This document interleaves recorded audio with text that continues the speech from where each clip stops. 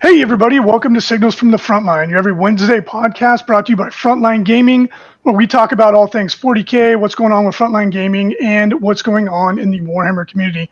I'm your host, Reece, aka Reecius, and hooligans call me Graybush. With me, Jake, nickname TBD. We can come up with something fun. We'll ask all of you in the community what you think would be a good one for Jake. And of course, Franklin, Jim Papa, Yes. Papa of the Papa, and also the world's greatest 40K player, although only known by him, his mother, and wife. How you guys doing? Good. Thanks. How dare you? Yo, so what is up with these nicknames? Where do these come from? And is your bush actually gray? No, Jake is still illustrious and dark. Probably a little too much of it at this point. No, let's cut that. I think it's great. Keep it in. This is awesome. Keep rolling. All right, keep going. No cuts. Keep going. All raw. No, see, you know what's funny about the nickname, Jake, is that I got that nickname when we started Frontline Gaming because I was the ripe old age of 30.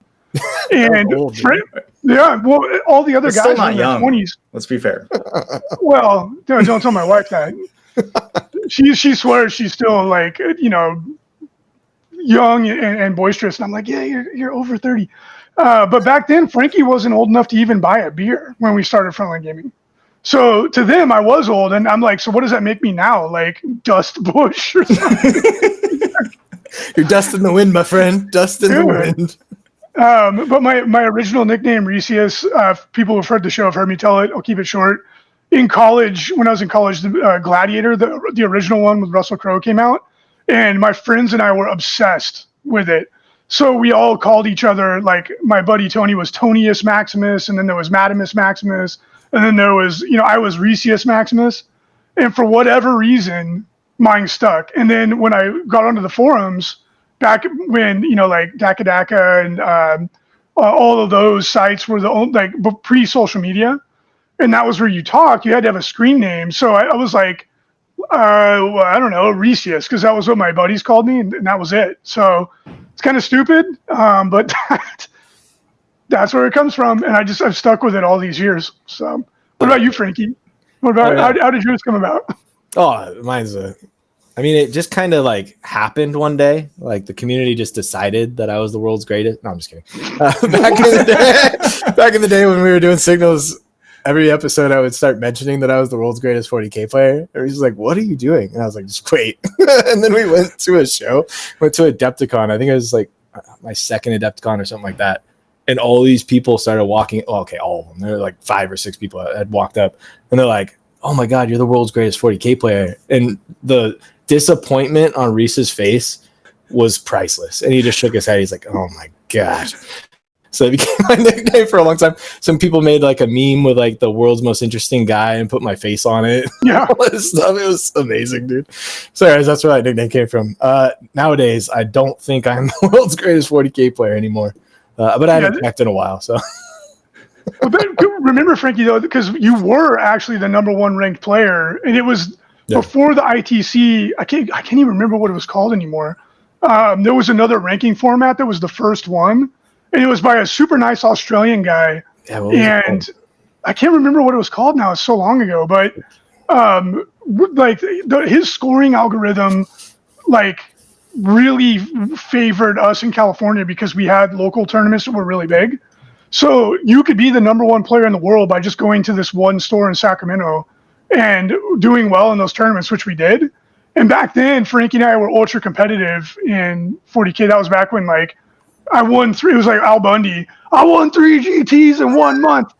And so it really annoyed me so much. He's like, I'm the best player in the world. And I was like, dude, the scoring algorithm doesn't make any sense. It's like, you haven't gone to any big tournaments. It made perfect sense to me. I don't know. Yeah. Well, it sounds like he had receipts. So that's some validity to that. I had a screenshot at one point. I don't remember what happened to it. It's framed. It's framed on your office wall. Don't lie. It's over. Dude, one of the reasons why I made the ITC was to fix it. I was like, no, he can't be number 1.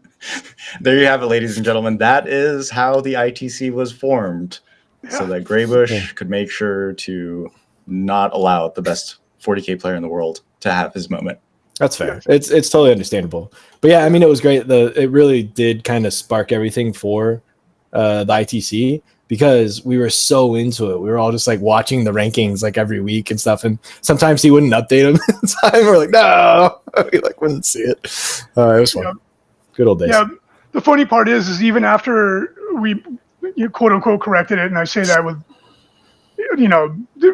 we tried to make it a little bit more fair. Frankie usually still ranked above me anyway, so it didn't actually work. All that work for nothing, dude. But it became what we have today. So that's awesome. Little. I think there's going to be like constantly little history lessons here on Signals, and that's phenomenal, right? I mean, it's only 15 years of history, so no biggie on that one. But no, that's great. That's a good question, though. Actually, when did you guys start playing? Like Jake, when did you start playing 40K? So I started collecting Warhammer in Fantasy 3rd edition. So that would have been 1997 or 98. So I grew up in 5. So no, I'm a little older than I look, but yeah. Bush still not great. Dang it! But yeah, so because I grew up on an island, so I lived in Bali, Indonesia for like a good 12 years of my like core of my upbringing, and so we were pretty isolated, so like no GW store or anything, and so like our Australian friend just came back one time after summer with like what was it, Skaven and Breton, or no, maybe it was Lizardman and Skaven. So like whoever can place that time frame, I'm pretty sure it was like 97, 90, 98, somewhere around then. But 40K I jumped back in, or the hobby itself I jumped back in halfway through 8th edition, because essentially my wife made me. She's like, you're gonna have a heart attack. All you're doing is working, no fun. So I was like, you know what, there's a GW store here. I've always wanted to live in a place with a GW store. So that's how I got back into it, halfway through 8th edition. Nice. With starting with actual Sigmar. Was it 2.0 or 2.0? Except the first one I heard there was like no points or something. So I came in at a good time. No points were great. Yeah. How about you, Frankie? I had models in middle school, but I never learned how to play. We had an art teacher that like did like terrain building after, so like we'd all just go in, cut up foam and all this stuff. It was super fun. But I never played. And then after high school, our friend Will got me into it. So it was like, that'd be like 2008, I think, is when I started playing.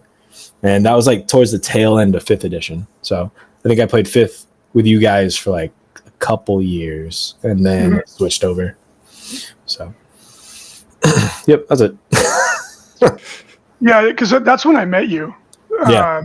And 5th was my favorite edition by a mile. It was like games fun. were fast, and like you could know all the rules. Mm-hmm. Like when Frankie and I would TO all the events in the old days, and we knew like every rule for every codex. It was rare that we had to look anything up. Now there's a 0% chance, unless you're like some sort of cyborg from the future here to find John Connor. There's like no way you're going to be able to do that. But for me, I started playing in middle school also. I went to visit my cousins in England, and they lived in Cambridge, and they took me to a Games Workshop, and I like instantly fell in love. I came home. This was right when the starter box for 2nd edition came out. Oh, sick. So I got that. I begged my mom. I was like, please, get this. And I got some Dark Angel stuff, and I came back, and I got all my buddies in middle school to play, and played Dark Angels, and I got Catachans later. So yeah, I started playing, like I missed Rogue Trader by I think like a year, maybe a little less. So I've been playing for almost the entire edition. The only time I didn't play was when I was in college. So 3rd edition came out right when I went to college. I missed that because I was too busy doing college stuff. And right when I graduated college, Dawn of War came out. And I was like, oh man. And I went back to my parents' house, and I dug all my old models out of the closet, and I started playing again. I was playing with the exact same Dark Angels and Catachans that I had from 2nd edition. I got my butt kicked. And I remember I came in all cocky. I was like, I used to be so good at this game. And I went into San Diego, and like they're all really, really, really good players there. And they just absolutely steamrolled me. but they were nice enough to be like, okay, dude, you seem like you're into it. We'll teach you how to play. And that was when I got back into it. And we met Frankie not too long after that. And then we started Frontline Gaming in 2011. So it's actually unreal, like how it applies across almost like all the friendships that like are within like our immediate circle. Like how many of us have actually met through like the tabletop. That's how I met Frankie for the first time, because I had known you, Reece, beforehand, and then I met Frankie through the Vegas 40K league, the local league here, because you guys have just barely moved out, moved out to Vegas, sorry, after the pandemic and stuff. So yeah, just like we met through the tabletop league, and then I separately, like I think every single friend that I call closest to me met through like an RTT or just a local league or something. Like almost everybody that I interact with on a daily, I met through 40K. It's kind of insane. Yeah. No, absolutely. I mean, I think that'll be an important point that we mention like probably all the time. You guys get sick of it, but that's like the most beautiful thing about this community in this game is meeting these people from all around the world. Like we travel quite a bit, and like almost every country we go to, we meet up with somebody from like Warhammer 40,000. Like, hey, what's up, dude? Let's grab a pint, let's hang out. It's like super fun. And then when you go to these tournaments and stuff and you get to hang out with everybody from all these different countries, different walks of life, like all this stuff. Like a lot of us have friends that like we never would have met if it wasn't for the little miniatures that we play with. Toy dollies, as some people call them. Yeah. Dude, speaking of which, I'm really glad that I dragged my butt out this weekend. So I finally got to play at a local event. For those that have been following, like I've been behind the desk at FLG events this year, which has been phenomenal, and like it's been awesome to like, let's call it, participate at events from a different angle. But I obviously miss playing, just between like not having the time or the bandwidth, so on and so forth. I mean, you guys know how it gets with like family, friends, work, so on and so forth. But we did a 3v3 teams event at War Room Games out here, and well ran. We had a bunch of teams and stuff, and of course I'm trying to disclaim to my teammates, look, I haven't played a lot. Please make sure to babysit me. And guess what they didn't do? They didn't babysit me. Like try to make me feel bad about like not knowing which secondaries to take and stuff. But we did good. It was fun. Like I had every expectation to just go in and completely flub. I guaranteed putting ties on the table, but I did all right. Did a little 2-1 action on my personal record, and our team ended up finishing second. But not about winning or losing. I just genuinely missed riding with the boys. That's right. You're doing your part. You're keeping those Death Guard win rates down. You're like, all right, let's bring those Death Guard win rates down here. Yo, and this was the first time I actually ran Death Guard Codex. But when I initially like saw the list, like from how it switched over, it was like down 265 points. I'm like, oh my god, this is like, talk about a nerf bat, right? Of course, not even like having run the army, but then as I did the practice game and like walking into the team's RTT, I'm like, how abusive was it with an extra unit of Death Shrouds, with an extra unit of Poxwalkers, another enhanced? It was nuts, man. It was 200. I think it was like 265 points. That's how much extra, and it was still strong. Yeah. Oh yeah. They're still really good. No, I had a blast. You played Death Guard? Mm-hmm. Yeah, Death Guard was my first 40K army. I didn't know that. Yeah, it was actually the first army I brought to my first FLG event, which was LSO. I didn't even know you had Death Guard, because I've only ever seen your Eldar and your Custodes. Yeah. Yo, that was the whole Custodes. Is it Custodes or Custodes? I have no idea. Still to this day, I don't really know. But this is the whole debacle when Frankie was trying to figure out our character art for signals. I was like, freaking Reece has Eldar, like I'm Eldar, and then Frankie has Death Guard. So those are my two like nearest and dearest armies. I'm like, so I'll just be the janitor, I'll be the custode. The custode. Well, Frankie plays Death Guard and Eldar as well too, so there's a lot of overlap. Yeah, long time Eldar player. Long time. Yeah, long time. Since the Codex came out. Yeah. Great job speed painting your army there. Thanks. Frankie, Did a good job. By the way, if nobody knows, Jake is actually like a pretty okay painter too. So. Yeah. You're definitely the best out of the three of us. I'm actually pretty good, but you're definitely quite a bit better than I am. Yeah. Jake's like pretty good, and he paints fast too, which is crazy. He'll like paint like an entire army in like a night. He's like, all right. I'm beginning to believe it. You know, everybody, including my wife, calls me a freak. Like even just like the whole like teams tournament thing. She's like, I already know you're gonna like probably figure it out, which is just annoying. I'm like, I don't know. I'm just I got one of them spicy brains. That's what you got.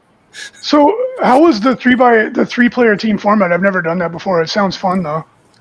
Yeah, it was pretty unique. So, you know, you can't quite do like WTC, or you can't really do like differential in like a smaller setting like this. So really it was, you still do the pairings process. So like, you know, if you win the roll off to like throw down, or to like throw down your first pairing or whoever you're putting up first. So you put someone up first, and then the defender then reacts to it, saying like, you know, whichever opponent, and then it goes, you know, continues on. But then scoring wise, it was essentially like an RTT where it was battle points weighted, rather than like win loss placings. So it just came down to like, you could lose 2 out of 3 games as a team and have enough points to actually like win the event.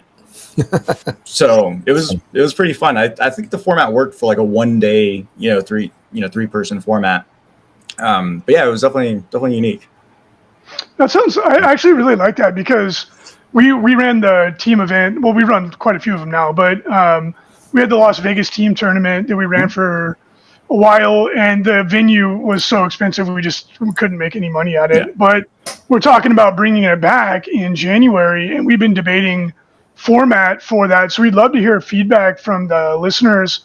We did a 5-man teams, and it was similar to what you described, Jake, where the WTC format is 8-person teams. There's a ton of variety. There's all this metagame that goes into it, which is super cool and super fun. And obviously it works really well. They've been going for a long time, and a lot of team formats do that. And then you have more of like, I don't want to call it the American style, but I like the ATC style, where it's 5-person teams. And we ran a really simplified version of it at the LVTT, which was similar to what you're saying, right? It's basically whichever team wins more wins, and then you have battle points as a tiebreaker or a determinant. So I'd be curious to hear what people think about for the team tournament that we're like 99% going to do in January of 2026 in Vegas. Like, what would you all like? Would you prefer the WTC format? Would you like the ATC style with 5-man teams? Do you like the differential scoring, or is that a little? Because like my thought is that the people who are really into that love it, but to like a broader audience, I think it's a little confusing for a game that's already really complex. It's adding on a layer of complexity. So, like, I would love to hear what people think. Would you rather do a sort of like a simpler 5-person team format, or would you like to go full Monty, full frontal, and do the 8-man WTC style? Just let us know, or something in between. You know, we're open-minded. Those are some great teasers to some stuff that we'll most likely announce here soon. Big shout out to the ATC guys for sure. But yeah, for some odd reason, so I've played several in both. I loved LVTT, by the way, like personally. This was like well before like I really like knew you guys, but like my first LVTT, like it was a blast. But I don't know how the math works on this, but even to this day, the moment that you try to put together like an 8-player team, you end up struggling to put that roster together compared to like if you do a 5v5, you end up getting like 2 teams. How does the math work on that when that's actually 10 people versus 8 people? I swear it always happens that way. Yeah, we've seen a lot of 8-man teams fall apart, and then like 5-man teams, you've seen a lot of people like fiending for more tickets. So like, oh, give us more. Yeah, I don't understand what's happening. Like 3 teams, 4 teams, like especially like some of these like sizable like like more organized like regional teams and stuff. It's just bizarre how that works. But yeah, it's just like crippling with the person roster, like if one person drops, then it's like, oh my god, it's huge. Yeah. That's how I got not conned into. That's how I volunteered myself to go to the last 8, our Champions Cup. Last year, because it's like, oh shit, awesome. So if I don't go, nobody goes. Sweet. Like, this is great. Like, I hope you guys don't expect much. Yeah, that's always the problem with the larger, because the bigger the team, obviously the higher percentage chance that there's a failure point.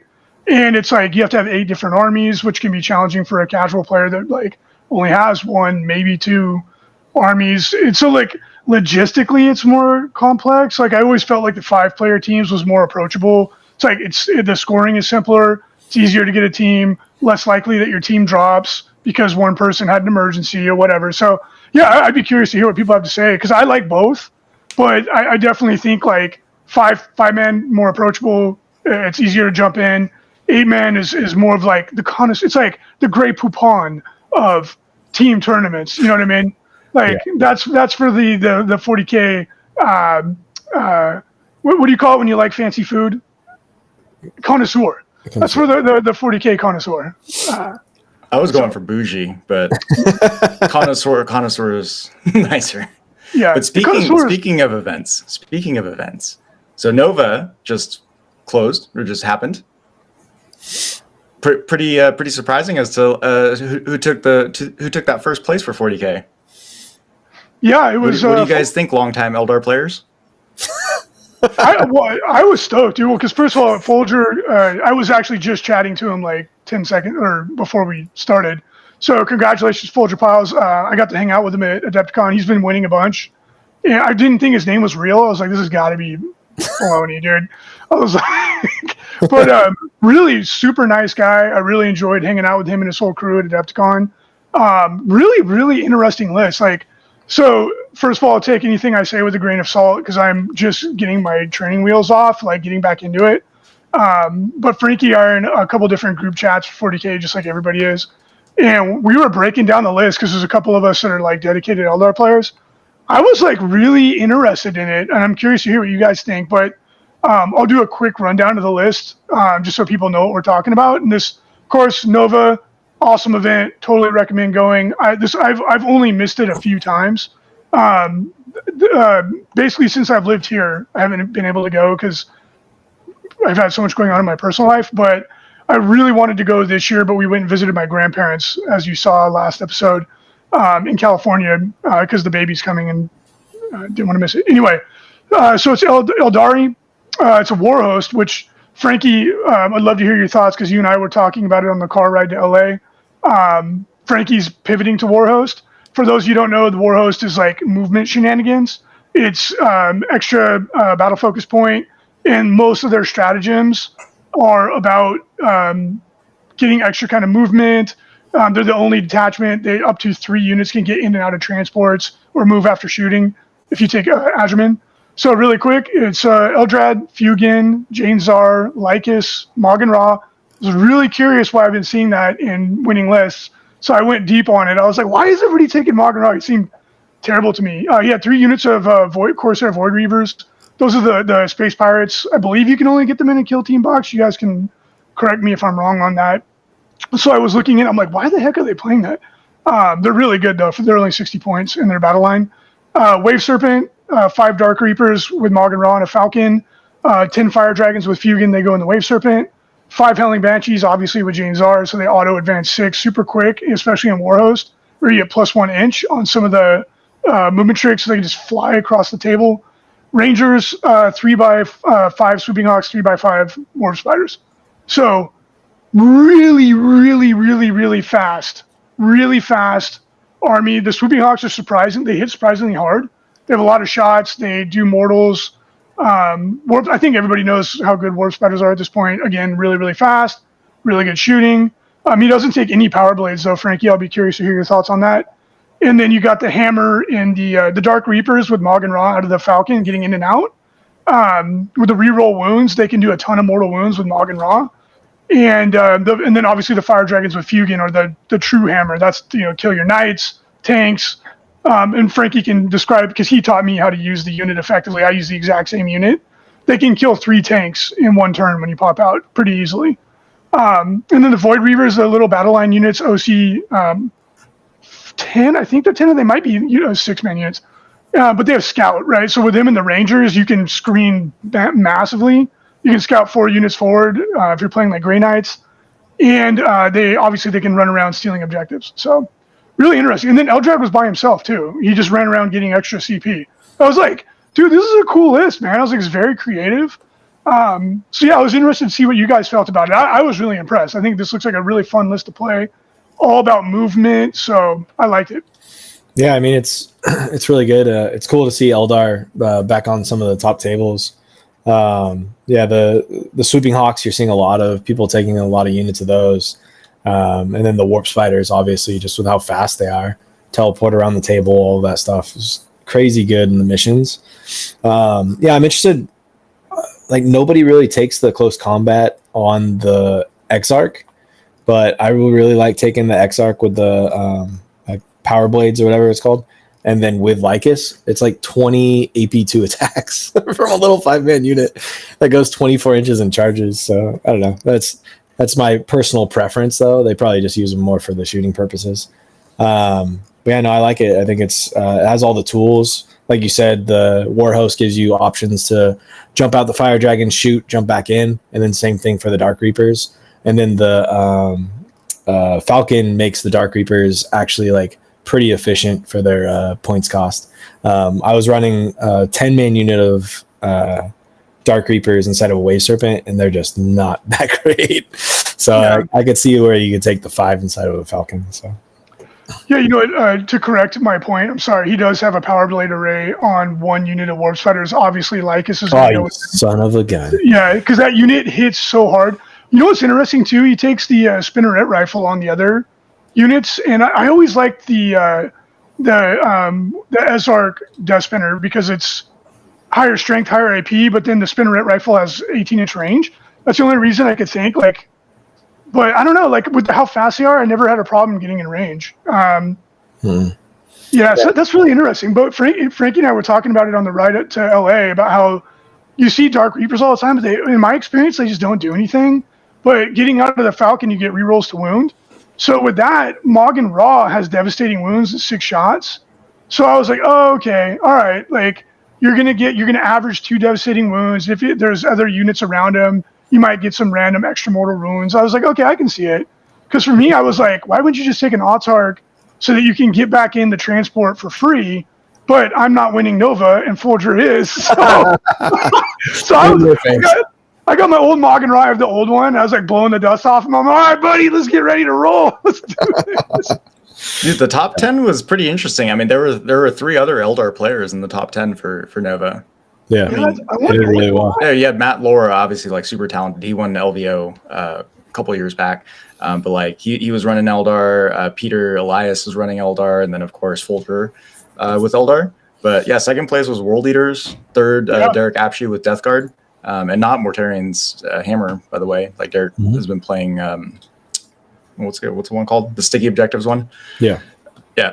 And then you had another World Eaters, a Necrons, TJ Lanigan with Chaos Demons, another Necrons in 8th, Joshua Campbell, and then the Chaos Knights in 9th. And yeah, so that's pretty interesting. That's very, very different to what we've been seeing at our sizable events.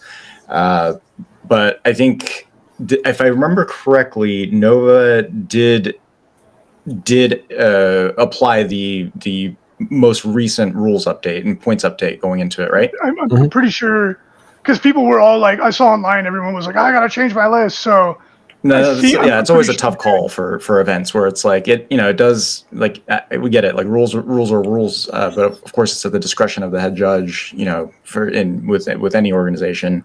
But I think they made the right move on that one to do it. But I understand like the other end of, well, rules cutoff was like by a certain time, but it was, I don't know, it was just getting kind of nuts between like specifically for Death Guard and Knights. Yeah, no, just my opinion. Yeah, the rules cutoff, like you said, is always tough. We had it one event where we did let something in past the rules cutoff, and unfortunately, there were people that were like already in the middle of like traveling, Yeah. so they like couldn't switch up their lists, so it kind of like ruined the trip for them. So after that, we're like, all right, gotta kind of stick to the thing, or it's like very close to it. Like, unfortunately, one of our buddies got screwed because of it. So yeah, we learned that lesson the hard way. But yeah, it's a tough call, right? Because like the majority of the players are like use it, and then there's people who are like, dude, I'm already on the road or whatever, right? Like, it sucks, but it's just like a part of the game. And I think they made the right call though, personally, because otherwise it would have been like, look at how interesting this meta ended up being, right? Mm-hmm. Who would have predicted pre FAQ or pre errata? Or balance adjust, whatever the hell they call it these days. Balance update, whatever. One of those things. I don't know, man. It's like whatever, dude. The change. But like, who would have predicted it would be Eldar against World Leaders in the finals? I would not have been me. Not have been me. I would have been like Death Guard Knights. Yeah. So I think it was the right call personally, but I'm sure there's someone out there that's like, I had to change my list last minute, and like, yeah, I feel your pain. I totally feel it. It'll be interesting to see because with the remainder of this 2025 calendar year for the ITC season, we've got LVO up next, so that'll be October 2nd. It would be interesting to see what happens there, and then lastly WCW, so the World Championships of Warhammer by GW in November. And yeah, I touched on this in one of the other podcasts I was a guest on. But if you think about how spicy the 2025 ITC season is, you've got like 3 massive scores. So because of the way that the change occurred, so how GW handled the backdating was January's LVO counted for 2025 season as much as it counted for closure of the 2024 season, because obviously LVO was always like the end of season, but it bled into January. So really like the logistics of the year was always, I couldn't fully wrap my head around. It's LVO 2025 or 2024, whatever it is. The deuce. It's the deuce. So that's a massive score on the books, which most people have seen. But then and then we did LVO 2.0. So like it's really like the second LVO in the 2025 calendar year. So then that's gonna put up points. And then WCW is then going to count for, I think, the equivalent of, right? So it's going to count for the equivalent of the biggest events of the score of the year, which is it's going to be January's LVO.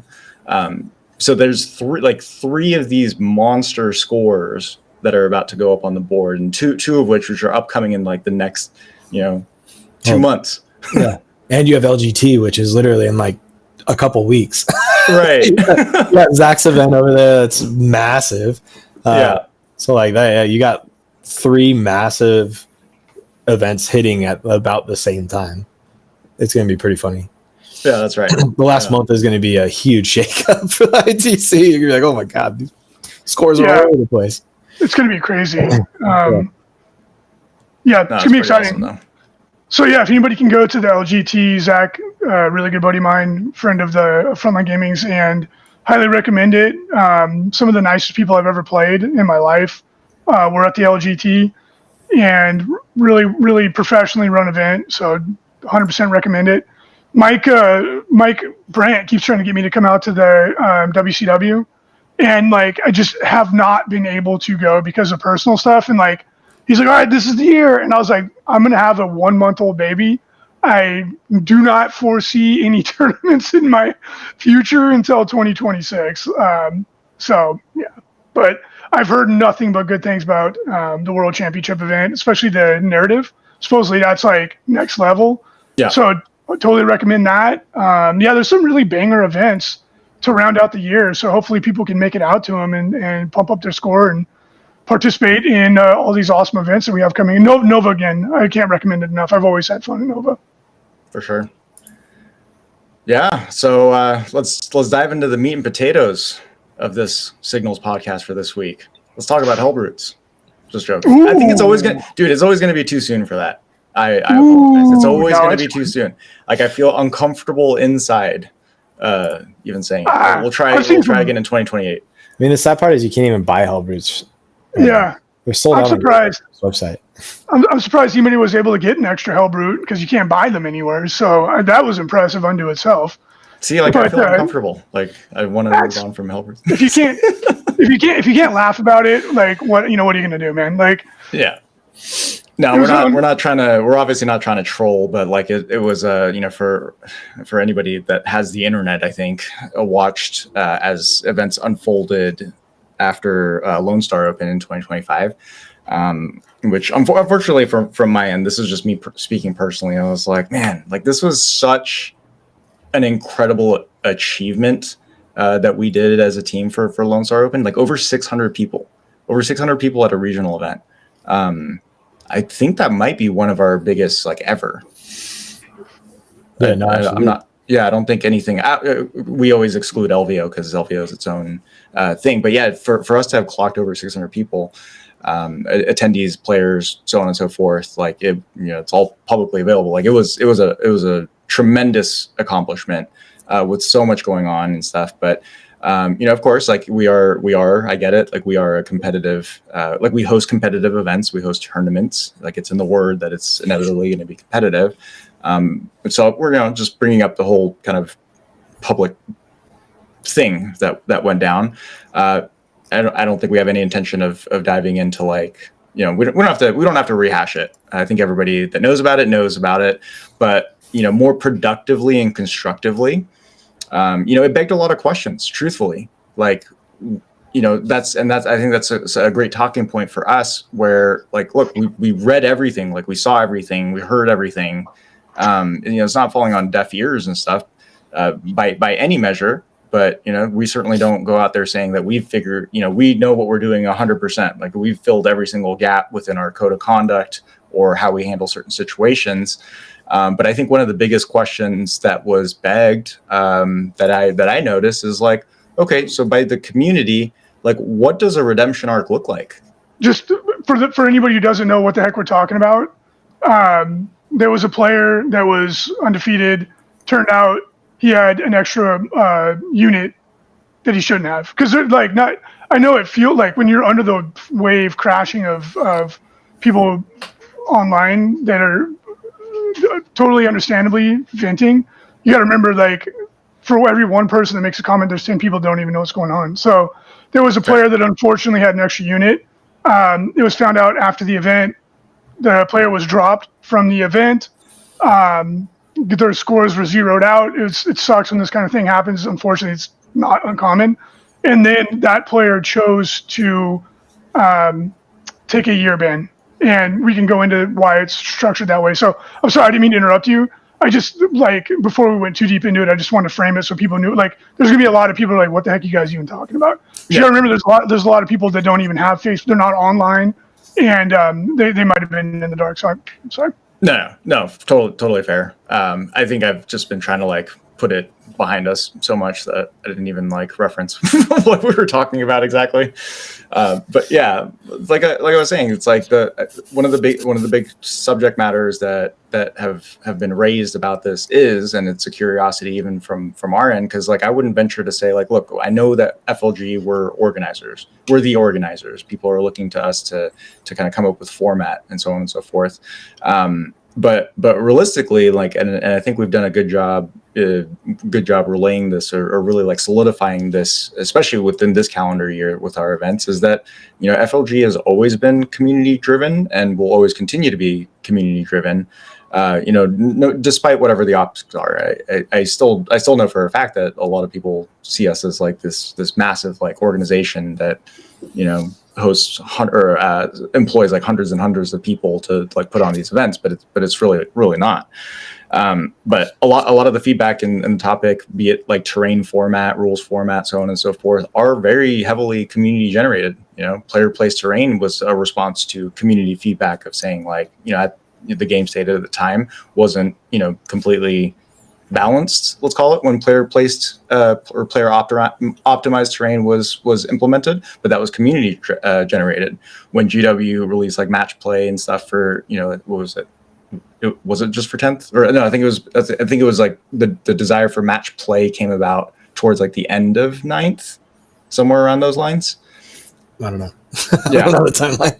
Yeah, but either way, like it was, that was a community driven change. Like, well, what did we end up doing? We swapped like 500 tables worth of terrain.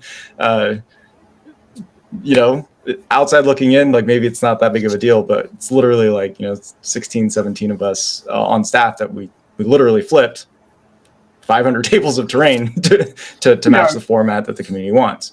And so we're not asking for cookies, right? When it comes to subjects like this, it's just, just more of a reminder of like, we really are community driven.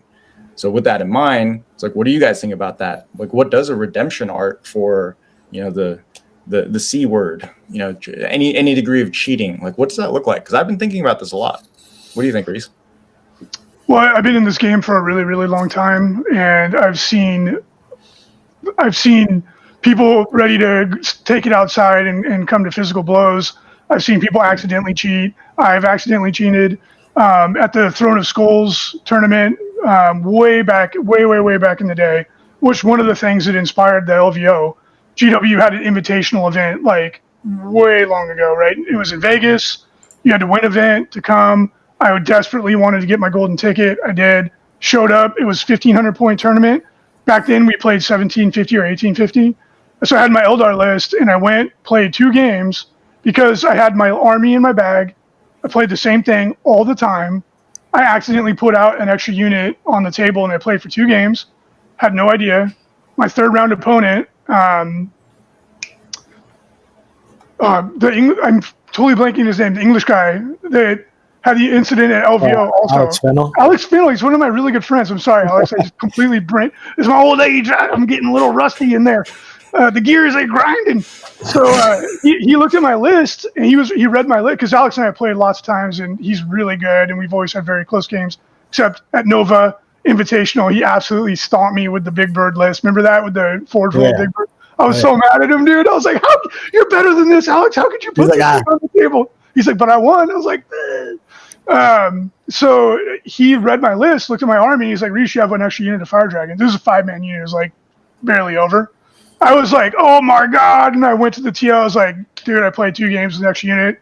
I had no idea I did it. Feel free to drop me. I'm so sorry." Which is exactly what happened to LSO when it came out as well. So like, and I'm not trying to like say I understand. I can't read anybody's mind. I don't know if it was intentional or not. Although you'd have to be to intentionally think you can get away with playing an extra unit all game, and you come into it and you go, "Yeah, this is what I'm going to do, and no one's going to catch me," even though the lists are all available for everybody to see. So I mean, it's possible that is what happened. I really don't think so. I think that's a stretch. But it happened to me, and back in those days, it was way more laid back. And the TO was like, go talk to your other opponents and see what they say. I did. They're like, it was an accident. Don't worry about it. And I just kept playing. And like, but I was willing to drop. I was like, I was so embarrassed. You know what I mean? But these things happen, right? And again, I'm not saying that it shouldn't be punished. It should. And we did. We punished the person very harshly. He got zeroed out. And but you got to allow some people some grace with these kind of things. In regards to redemption, it's a complicated topic. I think it's going to be different for every individual person because people can come into it with baggage, right? That was the case here, and it's the individual in question was aware of it. And sometimes when there's people who have maybe had some friction in the past, they really want to see like a more aggressive stance, and I understand where that sentiment comes from. But this is a hobby, right? This is something we do for fun. That doesn't mean anybody should be allowed to get away with doing whatever they want. That's absolutely not, right? There's a social contract that goes both ways. When we come to a game, there should be an expectation that you're going to play in good faith and that you're going to do your utmost to follow the rules, although I don't think there's ever been a game of 40K where there wasn't some degree of cheating unintentionally because it's a complicated game. So I think people should bear that in mind. And the reason why this player opted to ban themselves for a year, because I had some questions when we were in LA playing in the tournament we played in. Frankie, people were asking me, and I was like, "Oh, it's simple, guys," because people want to see a really punitive stance, tar and feather them and run them out on a rail. And I'm like, okay, I understand that sentiment, but again, this is a hobby. This is what people do for fun. People make mistakes. Some people do cheat intentionally, right? And there should be very clear and concise rules for that. We're working on being more transparent with that. But this person opted to out themselves for a year as a part of that road to redemption, to show people that he took the infraction seriously and that he was sorry. And the reason that we didn't put a year ban on this person is because that question came up a lot when I was in LA. And the reason why is we don't want anybody else that accidentally does the same thing to be like, oh God, am I going to be banned for a year? Right? Because like in a different circumstance, like say it's a new player, say it's a kid, 14, 15 years old, say it's somebody out like me who hasn't played in a while, and they come in and they goof, like, oh, you're out of here for a year. That's not appropriate, right? So you have to think not only about the situation that you're talking about right now, you have to think about the precedent that it sets going forward as well. So I think as far as redemption goes, to wrap it up, sorry, going on a little bit long on that, but I have a lot of thoughts on this topic. I think that the player opting to do that, maybe not everyone's going to accept it, and that's fine, but it shows that they're taking it seriously and they want to be able to come back into the good graces of the community after they've shown that they're willing to make a change. So yeah, no, I totally agree. I mean, there's so much to unpack there, right? It's such a big thing, and that's why I think like it's important that the community really comes together and like kind of decides as like a whole on like how do we react to things like this, and then also like what does that redemption period look like what do they have to do, et cetera, because like we said, for a lot of these, I mean, for all of us, right, like this is our hobby, this is like our thing that we do to get away and all that stuff, and everybody makes mistakes, man. It's like think about it like this, like let's say you're driving down the road and you go 37 and a 35. Technically you just broke the law and you got pulled over and you can't drive ever again. Like, is that appropriate? Like, come on. No, obviously it was a mistake. You didn't realize you were going that fast, all that stuff. But obviously there are people that choose to go 45 or whatever, and they get a ticket and all that stuff. But again, it's not like they're banned from driving forever. It's, hey, here's your ticket. You got a fine, all this stuff. You're in the record now. Now we have that, we know that you did this thing. But as a community, we need to decide, like, what does that look like for these players, that whether they make a mistake or they choose to cheat or whatever it is, how do they come back?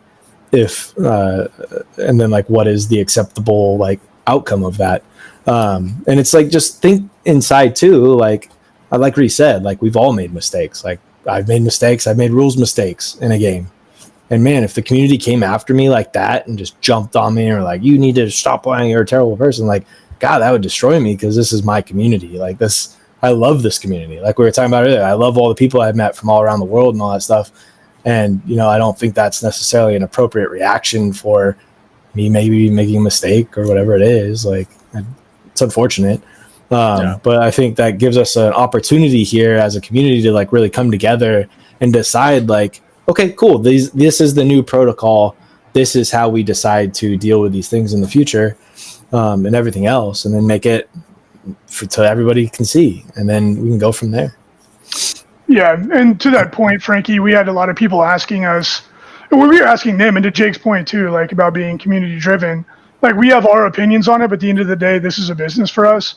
We're not going to do anything to jeopardize the business. Like we all have mortgage payments. I got a baby on the way. Jake has a kid. We have, we're almost at 20 employees now, and we have employees that have kids or having kids. Like we're not going to jeopardize that for anything. I know there was some people like, oh, you're trying to like help out your friend. I'm like, dude, would you? Oh yeah. Would you? Would you seriously risk a business that you built over 14 years and invested every penny of your money into, or would you even risk your job to help somebody get something that didn't actually, like, outside of the pride we feel for doing well, which we all do?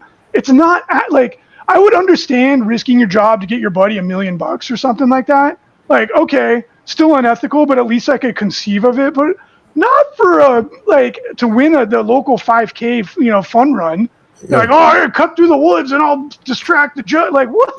Come on, man. And then you get fired if you get caught. That doesn't make any sense. So this is a business first and foremost. So we've been asking people, okay, hey, we hear you.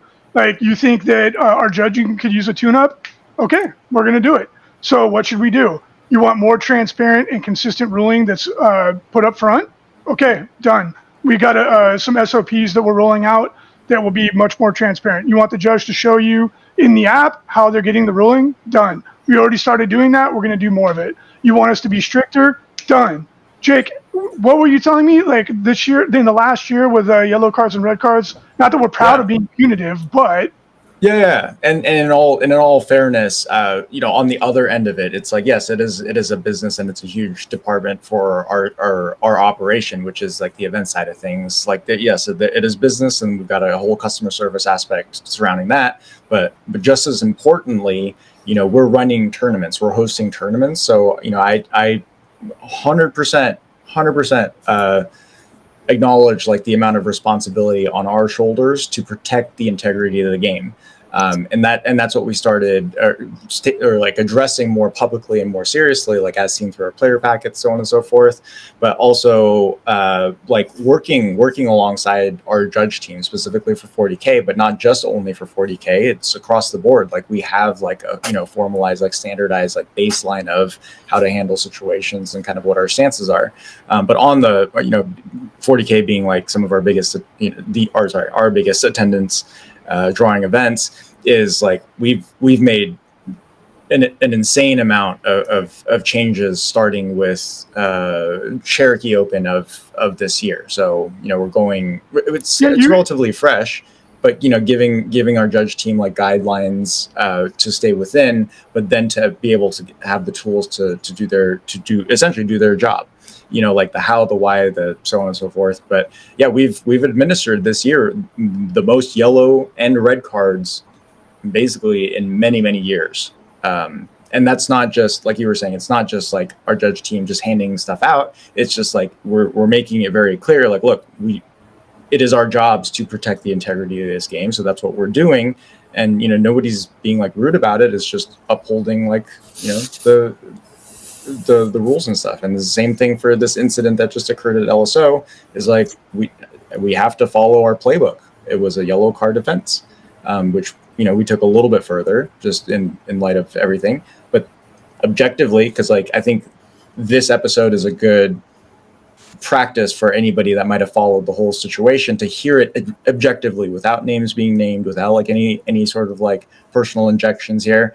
As it's sounding, this is how we came about the decision. It was according to our public code of conduct, a yellow card offense. We have to follow our own rules, or else it's just chaos, But our judge team has come a long way, and that's not not faulting any particular individual, but it's just providing extra guidance based off of the landscape of events changing. Like it's 40K events 5 years ago are different than right now. 10 years ago is different than right now. 5 years from now will be different to how we handle things today. But, that the effort is absolutely there. And if anything, we just need to do a better job. This was my takeaway, is that after all this, is that we need to do a better job in like really shouting that and saying like, look, this is our policy on this. If this happens and this happens, this is how the decision was formed, or this is how it'll be. So if anything, that was probably my biggest takeaway, is like kind of share more.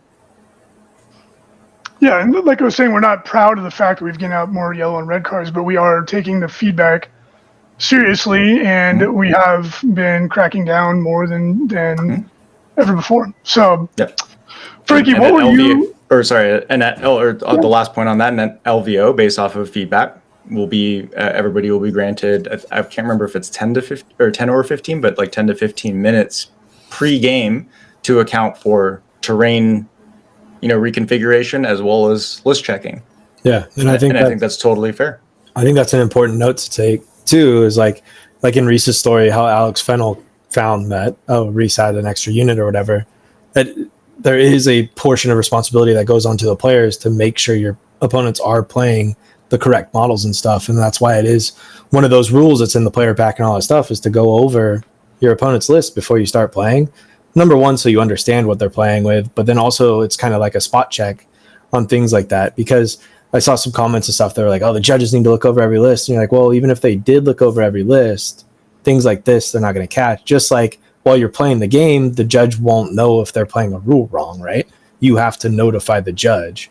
So It's just one of those things, like we all get lackadaisical and just kind of like look over it and be like, all right, whatever. But it is important to like go down that list. And that's why we're going to add in the extra time before the games at LVO so that we have that in there. So you guys aren't rushed or anything like that. You can take the time to look through it, make sure it's the correct items on their display boards or whatever it is. And then you can start playing.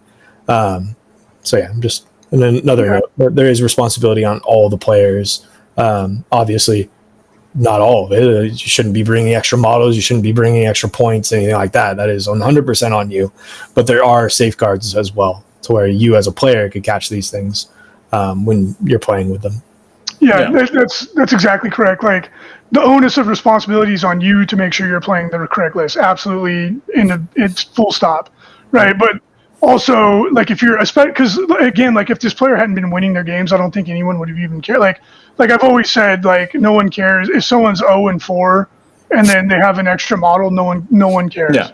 Right? Well, we had 3 documented yellow cards at Lone Star for this. This would mark the 4th. Yeah. This exact thing. But like you were saying, like it. And the fact that it was a podium, you know. And I think it's important to note that it happens at a lot of events. There were 2 events before LSO that it happened at, not any of ours. They were at other events. And then an event that Reece and I went to in LA, there were 2 people that did it. Again, not one of our events. It happens all of the time, all around the world. It's just, unfortunately, you know, like Jake was saying, like a lot of spotlights are on our events. So that's why people are like, oh my God, it's always FLG events. Like, no, it happens all the time. Yeah. Unfortunately, like I wish the game wasn't this complex where people didn't make these mistakes, but unfortunately it's the world that we live in and these mistakes do happen quite frequently. So again, like we were saying, like a way to combat this from the player standpoint is to view your opponent's list and double check it. And now you just guaranteed that it's not going to happen to whoever you're playing against. Yeah, and some of the players, because we were at a little tournament in LA, and almost everyone was really good. Like I'm pretty rusty, but like we had some like top tier players and that made this exact same mistake. And it's funny because in the old days when you had pencil and paper lists, or I had a spreadsheet, and I would make my list and I put in the functions to add up the points for me, because the human error quotient was really high. Now with the app, I feel like I'm like, how is this even remotely possible? But it's like, oh, you picked up the wrong model or whatever, and like. Again, that's not to say that some people don't do it maliciously, like they do. I think you'd have to be pretty dumb to think you're going to get away with that if you're winning games. However, there are some pretty stupid people in the world, and it does happen maliciously sometimes. But I would be willing to bet nine times out of 10 or more when you have a list infraction, it's accidental, and the person feels horrible, and they wish that it hadn't happened, right? Because it's like it ruins their event, and then anyone they played is going to feel like they got cheated. So, you know, just like all these things, it's a fine line that you have to walk between, like being the new sheriff in town in the Wild West and, you know, filling them with lead for anything versus like, okay, this is a hobby and we have to allow for some grace. So, but let us know, let us know what you think in the comments. Like, do you think we're on the money? Do you think we're way off the mark? Do you have any ideas that we can implement? Because we really, really do listen. We may not always engage all the time, but we're always listening. And we want to get the best product possible. We want to have the best events that we can. We want people to come and feel like they're going to get a fair shake, that it's going to be fun. They don't have to worry about getting cheated because that's whack, obviously. But also that if you come and you make a mistake, you're not going to get, you know, thrown into the tarred and feathered and then and shamed publicly. And you'll notice we don't name any names because we're not in the business of shaming people. We're in the business of facilitating fun. We've never done it. Never named names. You listen to all of our podcasts in the past. And that leaves us with like my biggest question for sure, which is like the redemption arc. You know, how we started all this. And I think there's two separate arcs that the community should really be addressing. Is what does the redemption arc look for? The lowercase c word, which is basically like a soft cheat, meaning like a mistake, right? Versus a capital C, which is totally got caught. It was intentional. It was malicious, but it's still ultimately the same word is kind of the parallel that I'm drawing. But, both should have some degree of redemption arc, in my opinion, or just like a clear cut, like, no, it's final. Like capital C is just final. You're never playing, you're never participating again. Versus like a lowercase c. Like, what does that look like? If someone serves their time, whatever that, whatever repercussion is administered, and they serve their time, do they have a chance? Yeah. Do they have good graces within the community, or do they not? Or if not, then what does that look like? Like leading up to Lone Star, there was also a subject about letting someone back in to play after they had served their time. They served their punishment as administered by the head judge and the company. So like, is that enough? That's the question, right? Like, I'm not even venturing to say I know what exactly the answer is, because I could argue as written, they served their time, so they should be able to come back. Which is essentially like what it was. But I understand it's not always going to be that simple. It's like, well, I wonder what the general community will have to answer. Like, imagine if it were up to you guys. Like, you just have final say. Like, what does that redemption arc look like? It's a question I leave to the viewers. And then, like I said, put yourself in their shoes. Think of one time that you played a rule wrong or whatever, and then think that if you got banned for a year, what would be your redemption arc and all of that stuff. Try to put yourself in those shoes. And think about any of the number of times that you've made a mistake while playing Warhammer. And anybody that says that they don't, you're crazy. There's gonna be the one guy out there. Everybody's made a mistake in Warhammer. I guarantee you, every single one of you, when you move your model, makes an error. Yeah, I agree. And for me, it's like, I think every case has its own nuance. I think there's full stop, no question, you're out of here. Like, if you put your hands on somebody, you're gone, and you're gone, and that's it. You're done, right? Yeah. Like, there's no room for that in the hobby. Like, pack your bags and don't ever come back to one of our events. Like, if you're repeating, if there's a pattern of behavior that's noticeable, or you do a blatant cheat, like you literally move a model onto an objective or something like this, all right, no question, you're getting a very, very harsh punishment. And then you start to go into this gray zone, right? Or like if someone uses loaded dice or something, which we've seen. Yeah, no question, hit the bricks, dude. You're gone for very harsh punishment. And then you get into this gray zone. So I'm curious to hear what people say about that, where it's like you could speculate that somebody did it on purpose or not, but none of us really know unless they like told somebody or something like this. So yeah, think about it, and think about it not as don't think about it as a specific person that you may like or dislike. Think about it as if it was you or someone that you cared about that was in this position. Because, like I said, having done this I've been an event organizer since the early 90s. The majority of the time, it's unintentional. I'm not saying this specific case, because I don't know, but I'm just saying in general, and then think about a punitive system with that in mind. I think that's a good stop portion for the subject matter. We leave the questions to the viewers. Since we're getting close on time here, if you guys want to support Frontline Gaming and the channel, we're not just the channel, but it's just Frontline Gaming.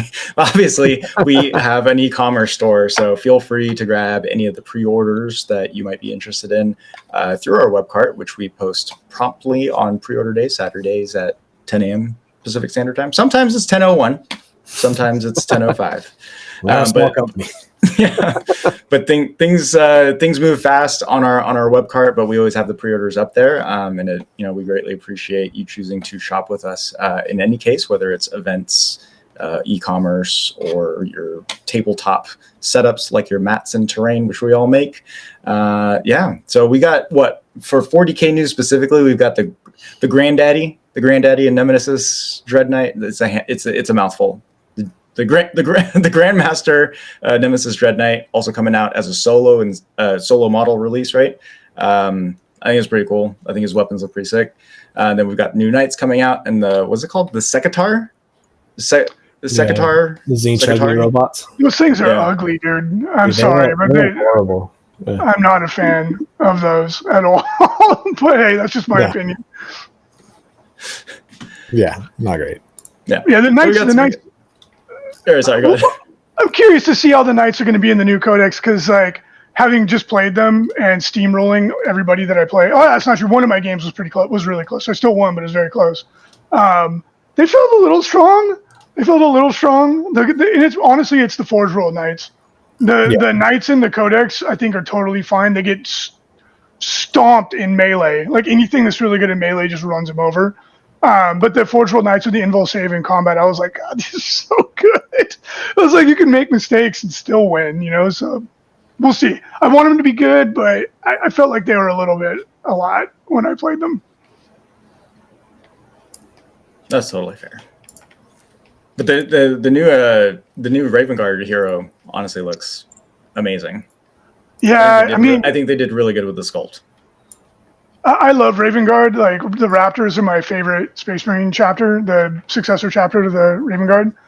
I think they're going so hard into the emo thing, dude. I like when it was like kind of like a tip of a hat to it, and now it's like full blown Spider-Man. Which one was it? The Tobey Maguire's. Yeah, dude.